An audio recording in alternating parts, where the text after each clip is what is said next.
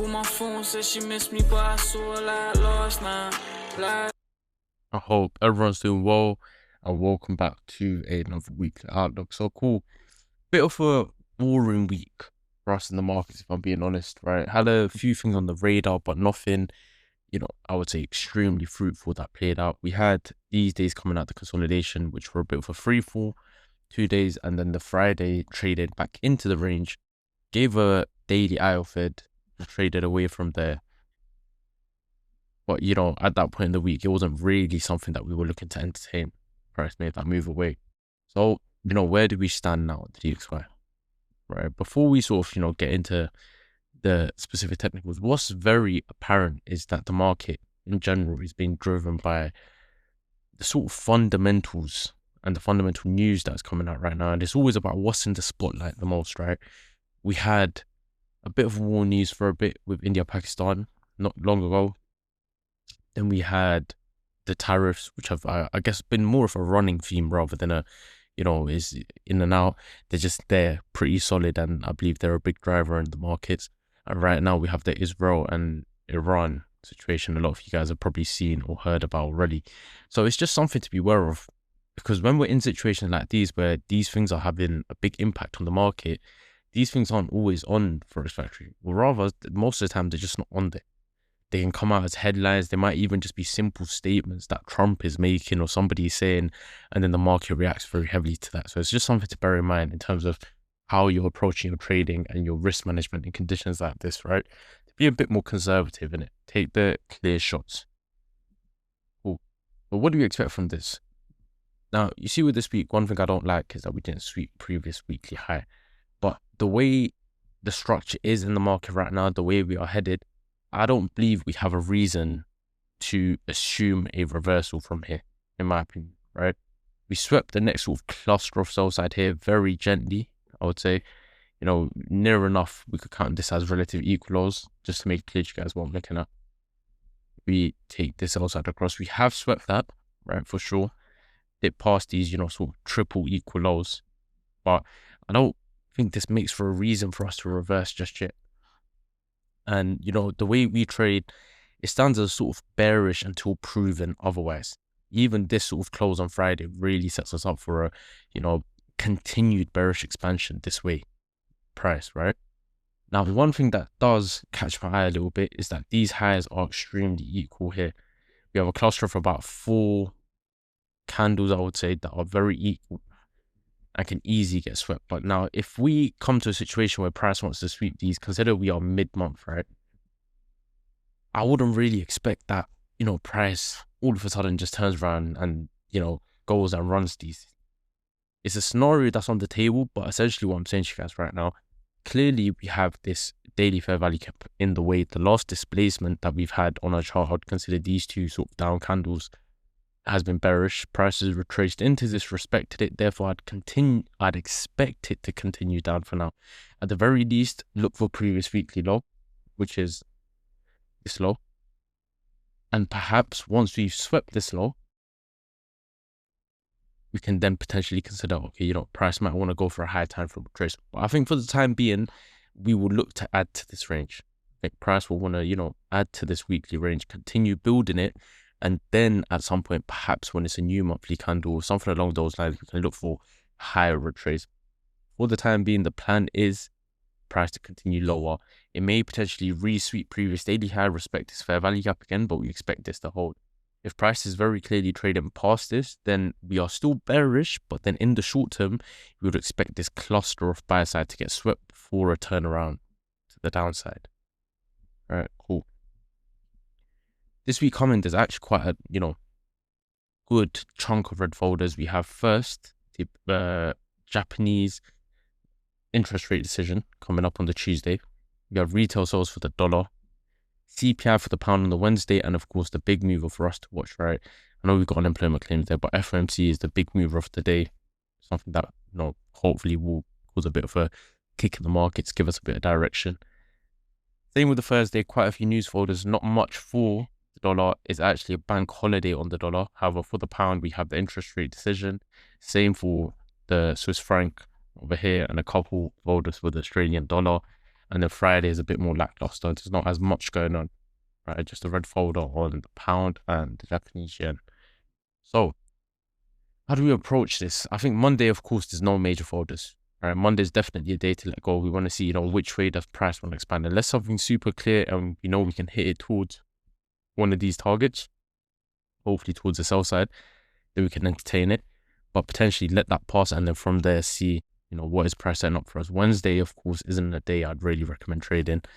We're waiting for the FOMC to pass, see if it gives us a clearer direction, see, if it causes any sort of fundamental shift against the expectations.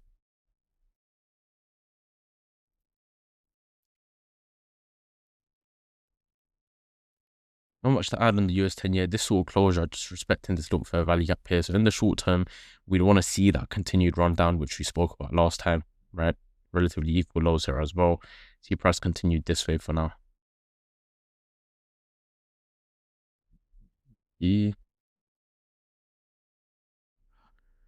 Bit of a stronger kick up than we, expected. We spoke about this, right? We had this low to this high, and the reason we've marked this out, this is a bullish weekly order block. And we said from here, price can essentially, this is the last two arrays in the range, right? If we say order block and the rejection block, price can tap these and turn around, or at the very least, even if it's not big reversal, we want to see it run these highs out, sweep this, and then maybe we'll see, does it want to go higher, does it want to go lower? And at this type of weekly close, I would favor higher prices from here. I think we've got quite a few bullish candles in a row, so there's definitely room for a retracement. I'd watch for something along the lines of previous daily low sweep, move into maybe even this daily fair value gap. But from there, I'd expect higher. We've got a lot of GBP news coming up this week. Not as much for the euro, but remember, it's weighted between the two pairs.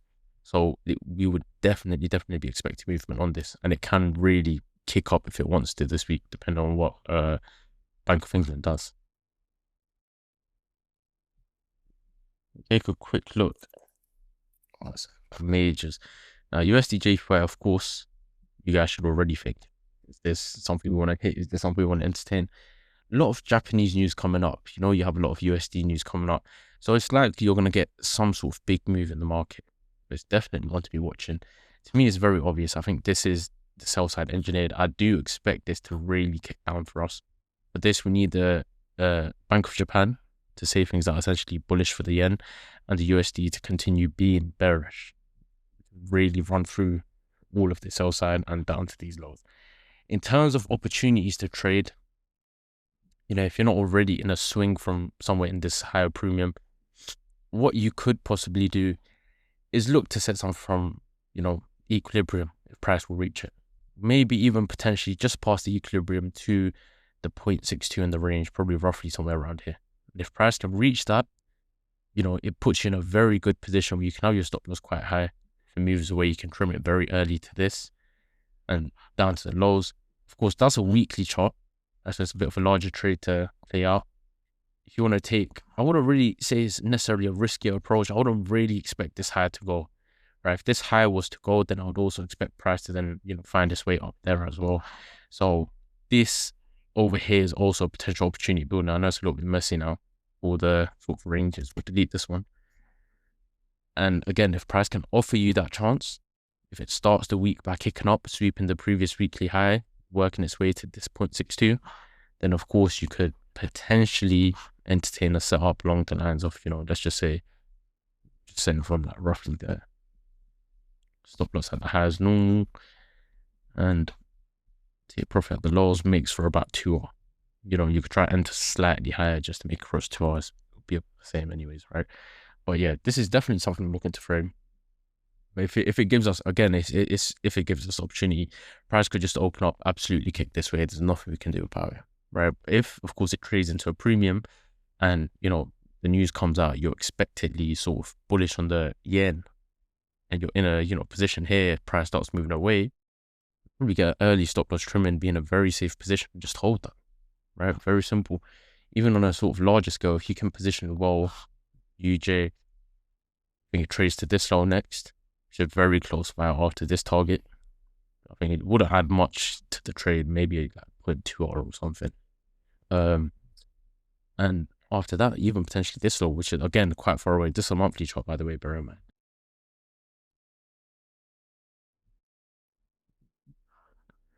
yeah, quite a small weekly candle, just something I wanted to check body wise. So it's definitely a chance for price to open up and get a sweep in here before a reversal. USDCAD. Spoke about this last week. Nothing that really interesting. It didn't reach the premium. I wanted to see price, work its way back into this daily fair value gap, and that would have, in my opinion, made for a very, very good setup. Instead, it sort of turned around much earlier, sort of played this 4-hour range from this high to this low, or rather this low, traded very high into that, then big reversal. But again, nothing that's really gearing up, nothing that I'm too interested in. It's clearly now building a new range, which would be taken from this high, wherever the new low is sort of, based. And from there, again, market maker sell model, we're expecting it to run its way down to this target. So there's still a decent amount of space left. I think, more likely than not, we will have an opportunity at some point, hopefully, to get into this before that raw liquidity is hit.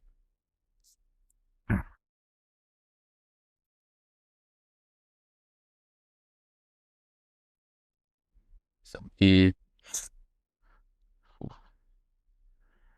down the weekly, not crazy candle by any means. We did expect continued expansion. Didn't really give that.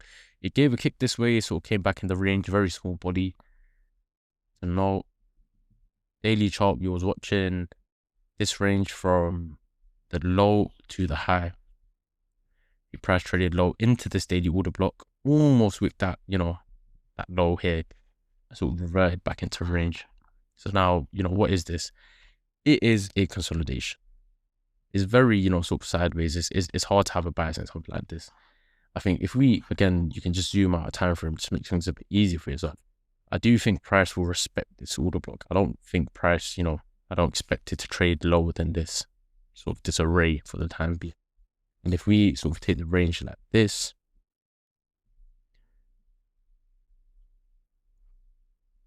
come around the daily, right? Uses a very obvious, nice and clear swing point, which supports that thesis of, we expect price to respect this. Now, what we do know is that we're in a consolidation here. You've got relatively equal lows that reach into a discount. So again, there's a very nice potential swing opportunity if price is able to find its way down to this discount. And again, you can long it towards that all-time high, because I do think that target could be on the cards. Especially, guys, consider the news, right? With the war news, you don't expect this to be bearish in the immediate short term. So what we could see is more war news, making the stocks bearish. They kick down to somewhere here, and now all of a sudden everything's resolved, put to bed, and they bounce back up. Right? So it's a pattern. You guys, if you go back, you see these sort of sharp moves, one-way moves, big wicks, and if you go and see what sort of news came out around those days or on those specific days, it'll probably be along the lines of, okay, something very extreme got announced, then it got reversed, tariffs, whatever it is. Last one before Bitcoin. With all news, of course, we are bullish on this. What price had done, we didn't really like the idea of taking us up on this, but it gave sort of daily OTE a run up. It's got something very similar building up. This low to the current high, wherever the high is. Now, one thing that makes this a little bit frustrating is that, remember, it's the weekend, market will open, it'll probably gap up. I think more likely than not, gold will probably take that all-time high before we get a chance to enter. But in the off chance it doesn't take this, and there's any entry offered in this range, potentially even on sort of like clear 4-hour OTE, depending on the day with the news, whatever it is, towards all-time high, I think would make for a good setup. Right? It would be ideal if we can get something over here on the daily into this daily fair value gap. Perhaps I think you could also potentially frame it off of this last clear swing low, see if it sweeps the previous daily low into here, and we can look for longs from here to that all-time high.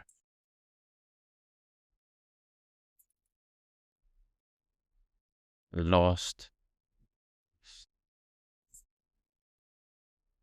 again, similar to stocks, guys, right? You sort of expect the market to get shaken up a bit. There's not much you can do about it, right? It's a risk on asset. You don't expect people to flock to, Bitcoin when all this stuff's going on. Monthly kind of very small, no movement essentially, right? Very small body, not much on the wicks. no sweep either side, and weekly same, very sideways, and daily is starting to look like consolidation. So I don't have any major expectations for the time being. What I do understand is there's definitely a chance this low can now get reswept at 100k. It might get, you know, retested, right? We spoke about the idea of support and resistance, retail levels and whatnot. So price can definitely come and sweep this, maybe with a wick, and then back up into the range. But for the time being, quite neutral, flat on this, leaning bearish purely because of the fundamentals, but it's not a strong bias by any means, right? And one last thing I will actually speak about really quickly that might be good to watch. Which feed shall we use? I think this one should hopefully match a lot of brokers. Maybe history. This is okay. This is better. Cool. The numbers might be slightly different, depending on which feed you're using, right? But you'd expect the price action to be sort of similar. Cool. What do we want to see from here? First of all, why I'm watching. One is because of the war news, or rather, that is the biggest driver. All the war news will, you know, it's in the Middle East, whatnot. It will cause a sort of, you know, a ruckus or a move on the oil chart. You guys can already see it's got a massive move up. I would expect this move to continue if, you know, there's something that comes out directly pertaining to oil in regards to, you know, they bomb like oil facilities, or even already, I believe there was a headline that's just come out the other day saying something along the lines of 150 million barrels or something like that. That's what we're around. Don't quote me on the number, but there's something about that. Oil headlines, less production, basic supply and demand. If there's less supply, the demand is saying what's going to happen to the price. Price are going to go up naturally, right? And what we can see is, again, this on a higher time frame, there's very clear trend line building. Even right now, prices sort of, you know, played into this trend line. But if we can really get a kick this week, I wouldn't be surprised if we start working towards this buy side. And if, you know, again, if it kicks really hard, which it can do, then we can really start talking about higher targets on oil as well. I think it's definitely one to watch for the time being, right? And I do think we'll easily work our way up to 80 or this sort of high for the time being at the very least. But yeah, guys, that is it for the weekly outlook. As usual, any questions, anything I can help with, please just drop